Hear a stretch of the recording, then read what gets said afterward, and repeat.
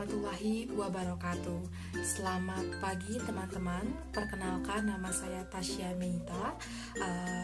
NPM saya 2021222126 dan saya merupakan moderator dari kelompok 2. Di sini kami akan membahas mengenai proses perkembangan kepribadian, kemandirian dan penyesuaian diri peserta didik. Berikut adalah anggota kelompok saya. Assalamualaikum warahmatullahi wabarakatuh. Perkenalkan, nama saya Jenal Ali. NPM saya 2021222139. Di sini sebagai pemateri yang akan menjelaskan mengenai pengertian kepribadian peserta didik dan bentuk-bentuk kepribadian peserta didik. Langsung saja, yang pertama mengenai pengertian kepribadian peserta didik. Kepribadian adalah keseluruhan sikap, ekspresi, perasaan, temperamen, ciri khas dan juga perilaku seseorang. Sikap, perasaan, ekspresi, dan temperamen tersebut akan terwujud dalam tindakan seseorang kalau dihadapkan kepada situasi tertentu. Setiap orang memiliki kecenderungan perilaku yang berlaku terus-menerus secara konsisten dalam menghadapi situasi yang sedang dihadapi, sehingga jadi ciri khas pribadinya. Kepribadian dapat juga diartikan sebagai kualitas perilaku individu yang tampak dalam melakukan penyesuaian diri terhadap lingkungan secara unik. Keunikan penyesuaian tersebut sangat berkaitan dengan aspek-aspek kepribadian itu sendiri. Selanjutnya, bentuk-bentuk kepribadian peserta didik. Menurut Atkinson dan kawan-kawan pada tahun 1993, ketika bayi lahir ia membawa potensialitas tertentu. Karakteristik fisik seperti warna mata dan warna rambut, bentuk tubuh, bentuk hidung seseorang pada dasarnya ditentukan pada saat konsepsi, yaitu pertemuan antara sel telur dan sperma. Inteligensi dan kemampuan khusus tertentu seperti bakat musik dan seni dan beberapa hal juga tergantung pada hereditas, yaitu faktor keturunan. Salah seorang bayi mungkin mempunyai karakteristik aktif, mudah terganggu dan mau menerima objek serta orang baru. Bayi yang lain mungkin pasif, tekun berkonsentrasi pada suatu aktivitas dan takut pada hal yang baru. Karakteristik temperamen awal ini cenderung bertahan dalam diri anak yang perkembangannya diikuti selama lebih dari 20 tahun. Menurut Ahmad D. Marimba, pada garis besarnya, aspek-aspek kepribadian itu dapat digolongkan dalam 3 hal, yaitu pertama, aspek-aspek kejasmanian, yang mana meliputi tingkah laku luar yang mudah tampak dan ketahuan dari luar, misalnya cara-cara berbuat, berbicara, dan sebagainya. Yang kedua, aspek-aspek kejiwaan, yaitu meliputi aspek-aspek yang tidak segera dapat diketahui dari dalam maupun luarnya, misalnya cara berpikir, sikap, dan minat. Yang ketiga, aspek-aspek kerohanian yang luhur, meliputi aspek-aspek kejiwaan yang lebih abstrak, yaitu filsafat hidup dan kepercayaan. Singgih D. Gunarsa memberikan saran agar dalam mengembangkan kepribadian anak perlu memperhatikan perkembangan aspek-aspek sebagai berikut.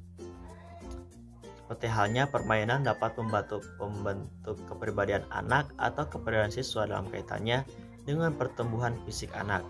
Pelakuan dan pengasuhan yang baik disertai dengan lingkungan yang memungkinkan anak hidup sehat, jauh dari keadaan yang akan menimbulkan penyakit. Dalam kaitannya dengan perkembangan sosial anak, pergaulan adalah juga sesuatu kebutuhan untuk memperkembangkan aspek sosial. Dalam kaitannya dengan perkembangan mental anak, komunikasi verbal orang tua dan anak, khususnya pada tahun-tahun pertama kehidupan anak, besar pengaruhnya untuk perkembangan mental dan kepribadiannya. Sekian yang dapat saya sampaikan, terima kasih. Materi selanjutnya akan dibawakan oleh teman saya. Perkenalkan, nama saya Sri Rayana Melia dengan nomor NPM 202122143. Perkembangan kepribadian peserta didik. Perkembangan kepribadian dapat ditinjau dari berbagai pandangan, meliputi pandangan psikoanalis, pandangan psikologi individu, pandangan psikologi medan, dan pandangan analisis faktor. Freud menyatakan fase perkembangan kepribadian bersumber dari tegangan pertumbuhan fisik, frustasi, konflik, atau ancaman. Peserta didik akan terpaksa belajar dalam cara-cara baru mereduksi tegangan. Hal ini yang disebut dengan perkembangan kepribadian. Fase perkembangan kepribadian menurut teori psikoanalis meliputi 1. Fase oral 0 sampai 1 tahun, sumber dinamika kenikmatan adalah melalui mulut. 2. Fase anal 1 sampai 3 tahun, sumber dinamika kenikmatan adalah melalui anus atau pembuangan. 3. Fase falis 3 sampai 5 tahun, sumber dinamika kenikmatan adalah alat kelamin. 5. Fase laten 6 sampai 12 tahun. Pada fase ini peserta didik selalu mengalami tekanan-tekanan. 6. Fase pubertas 13 sampai 20 tahun. Pada fase ini impuls-impuls timbul akan dari masa pertumbuhan. 7. Fase genital 20 tahun ke atas. Impuls-impuls diarahkan kepada hal-hal yang berhubungan dengan sifat kedewasaan. Assalamualaikum warahmatullahi wabarakatuh. Nama saya Kairina Milina Setia, NPM 2021221160. Faktor yang mempengaruhi perkembangan kepribadian peserta didik. Faktor-faktor yang dapat mempengaruhi kepribadian seseorang dapat dikelompokkan dalam 2 faktor, yaitu faktor internal dan eksternal. Faktor internal. Faktor internal adalah faktor yang berasal dari dalam diri orang itu sendiri. Faktor internal ini biasanya merupakan faktor genetis atau bawaan. Faktor genetis maksudnya adalah faktor yang berupa bawaan sejak lahir dan merupakan pengaruh keturunan dari salah satu sifat yang dimiliki salah satu dari kedua orang tuanya. Oleh karena itu, sering kita mendengar istilah buah jatuh tidak akan jauh dari pohonnya. Misalnya, sifat mudah marah yang dimiliki seseorang ayah bukan tidak mungkin akan menurun kepada anaknya. B. Faktor eksternal. Faktor eksternal adalah faktor yang berasal dari luar orang tersebut. Faktor eksternal ini biasanya merupakan pengaruh yang berasal dari lingkungan seseorang, mulai dari lingkungan terkecilnya, yakni keluarga, teman, tetangga, sampai dengan pengaruh dari berbagai media audio visual seperti TV dan VCD, atau media cetak seperti koran, majalah, dan lain-lain. Selanjutnya, pentingnya mengenal kepribadian peserta didik. Mengenal peserta didik merupakan keharusan bagi seorang guru dalam melaksanakan tugas kependidikan. Dengan mengenal anak didik dengan baik, akan membantu guru mengantar peserta didik dalam meraih cita-citanya. Setelah guru mengenal pribadi dan keluarganya, maka selanjutnya guru harus mampu memahami karakter peserta didik. Memahami karakter anak didik tidaklah mudah, semudah mengenal biodata peserta didik. Memahami karakter peserta didik butuh kesungguhan dan keterlibatan hati dan pikiran guru sehingga dia dapat memahami karakter dengan baik dan benar. Karakter peserta didik adalah watak, kejiwaan, dan sifat-sifat khas yang dibawa anak semenjak lahir. Sebagai identitas diri yang membedakan dirinya dengan orang lain, masing-masing anak didik memiliki karakter yang berbeda. Bahkan peserta didik yang kembar sekalipun akan berbeda karakternya. Karakter seorang peserta didik akan terlihat dari cara dia bertutur kata, bersikap, dan berperilaku. Semua aktivitas yang tampak secara kasat mata merupakan berwujudan dari watak, jiwa, dan sifat anak didik. Mengenal dan memahami karakter peserta didik memberikan manfaat yang banyak baik bagi peserta didik sendiri maupun bagi guru yang berperan mendampingi mereka. Bagi peserta didik, mereka akan mendapat pelayanan prima, perlakuan yang adil, tidak ada diskriminasi, merasakan bimbingan yang maksimal, dan menyelesaikan masalah anak didik dengan memperhatikan karakternya. Bagi guru, manfaat mengenal dan memahami karakter peserta didik adalah guru akan dapat memetakan kondisi peserta didik sesuai dengan karakternya masing-masing. Guru dapat memberikan pelayanan prima dan memberi tugas sesuai dengan kebutuhan dan kesanggupan peserta didiknya. Dengan demikian, guru dapat mengembangkan potensi yang dimiliki mereka merupakan minat, bakat, dan kegemarannya, dan berusaha menekan potensi negatif yang mungkin muncul dari karakter anak didik yang tidak baik yang dimilikinya. Begitu pentingnya mengenal dan memahami karakter peserta didik, maka seorang guru harus meluangkan waktunya bersama peserta didik dan memberi perhatian yang maksimal pada peserta didik dalam membimbing mereka dalam mendidik mereka tercapainya tujuan pendidik. Sesungguhnya keberadaan kesungguhan guru dalam melaksanakan tugas akan memberikan energi positif bagi peserta didiknya dalam mewujudkan harapan indah meraih cita-cita yang luar biasa. Baik, di sini saya akan membahas mengenai pengertian kemandirian peserta didik. Istilah kemandirian itu berasal dari kata dasar diri yang mendapat awalan ke dan akhiran an, kemudian membentuk satu kata keadaan atau kata benda. Karena kemandirian berasal dari kata dasar diri, maka pembahasan mengenai kemandirian itu tidak bisa lepas dari pembahasan tentang perkembangan diri itu sendiri. Menurut Chaplin pada tahun 2002, otonomi atau kemandirian adalah kebebasan individu manusia untuk memilih menjadi kesatuan yang bisa memerintah, menguasai, dan menentukan dirinya sendiri. Sedangkan menurut Erikson dalam Monks dan kawan-kawan tahun 1989 menyatakan bahwa kemandirian adalah usaha untuk melepaskan diri dari orang tua dengan maksud untuk menemukan dirinya melalui proses mencari identitas ego, yaitu merupakan perkembangan ke arah individualitas yang mantap dan berdiri sendiri. Kemandirian biasanya ditandai dengan kemampuan menentukan nasib sendiri, kreatif dan inisiatif, mengatur tingkah laku, bertanggung jawab, mampu menahan diri, dan lainnya yang berhubungan dengan kemandirian. Kemandirian itu merupakan suatu sikap otonomi di mana peserta didik secara relatif bebas dari pengaruh penilaian, pendapat, dan keyakinan orang lain.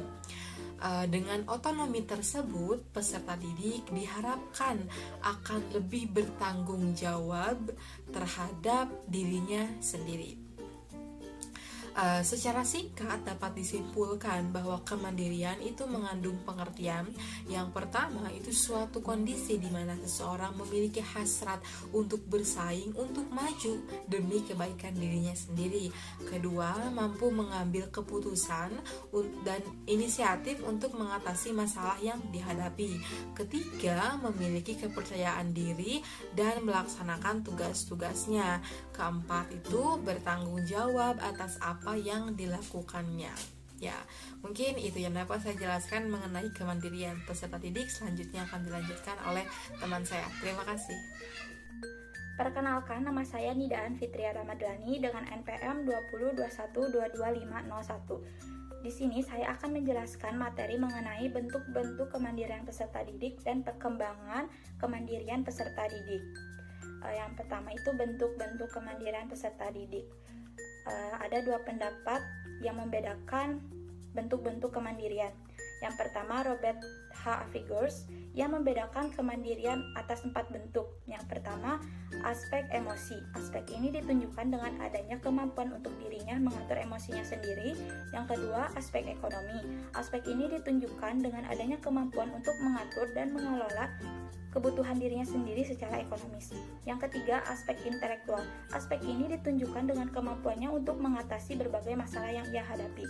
Yang keempat, aspek sosial. Aspek ini ditunjukkan dengan kemampuan untuk mengadakan interaksi dengan orang lain dan tidak tergantung kepada orang lain.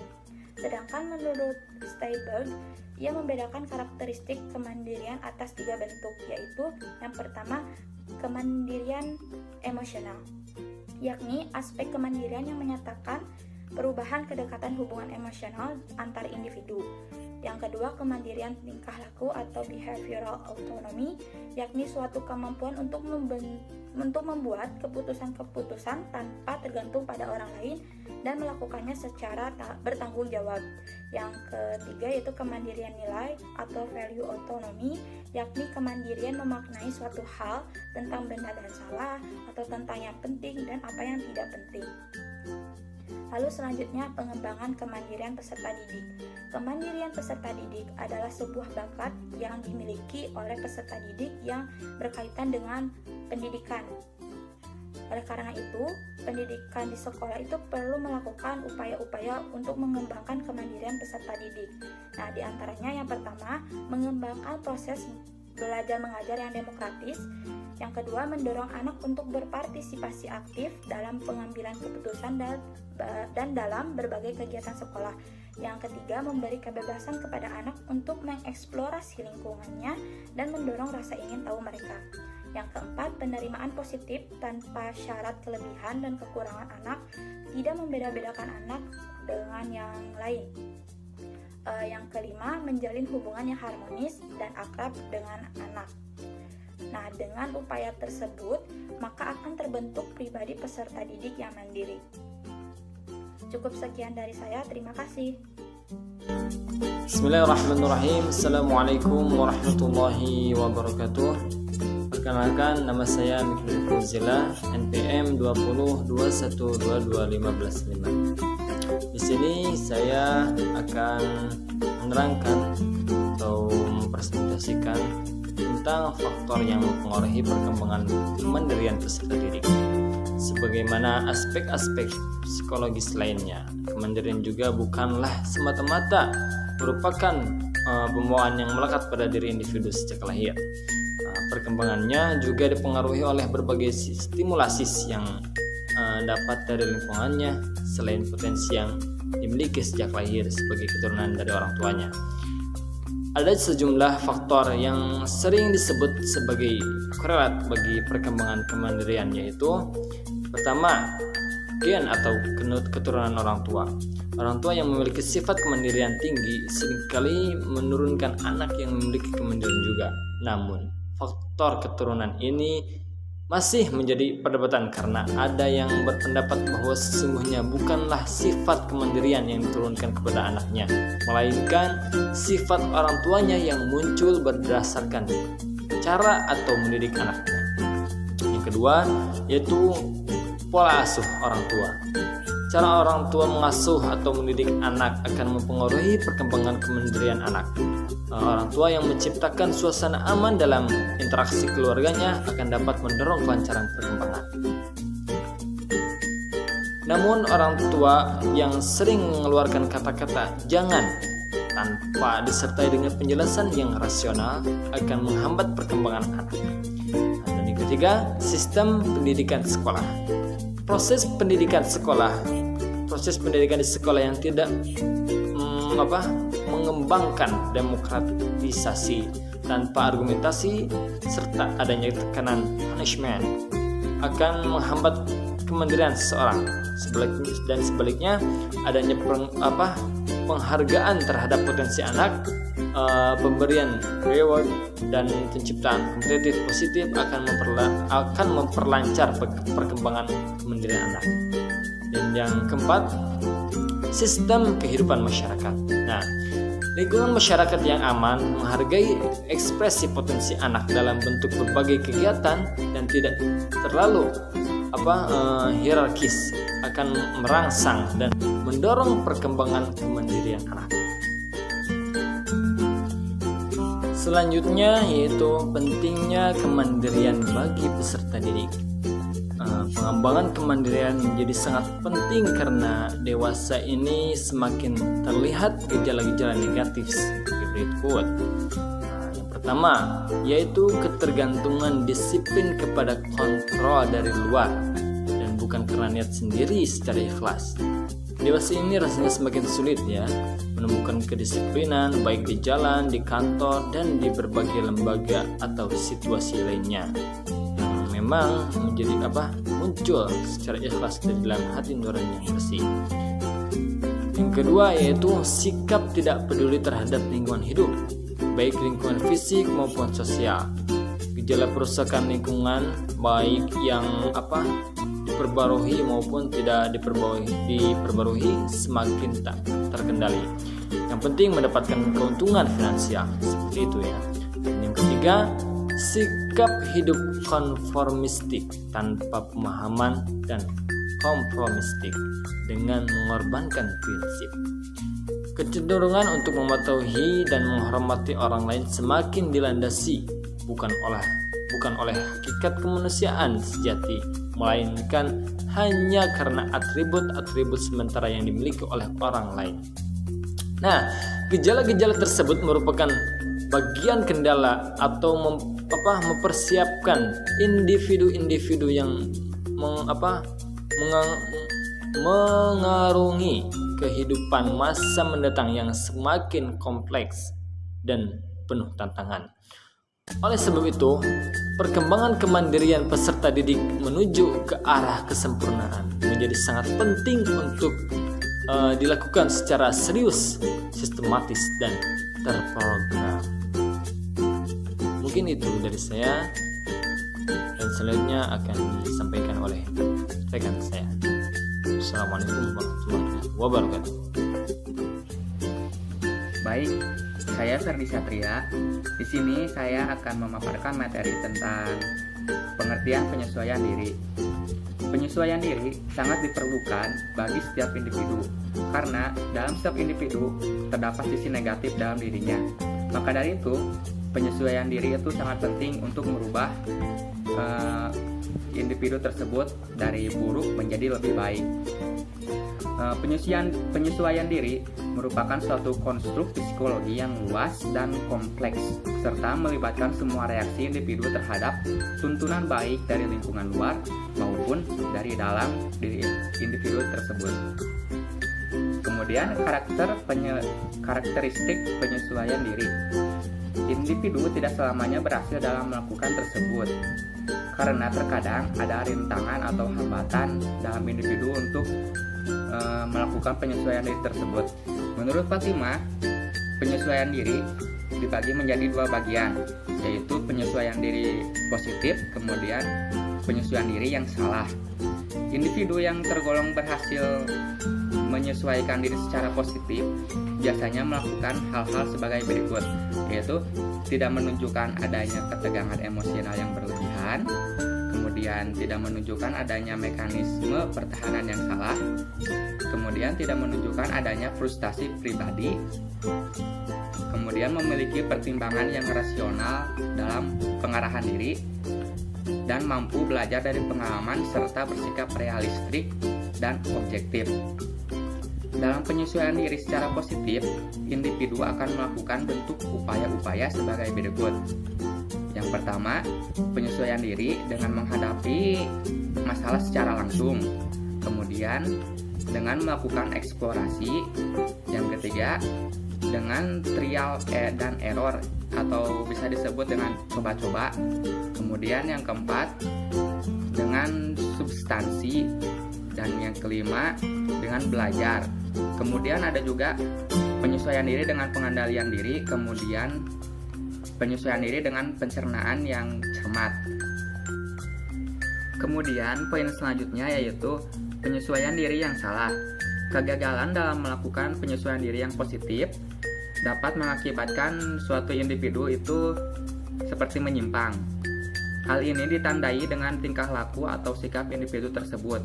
Seperti contohnya yaitu tingkah laku yang serba salah, kemudian individu tersebut sangat emosional dan sikapnya sangat tidak realistik atau objektif.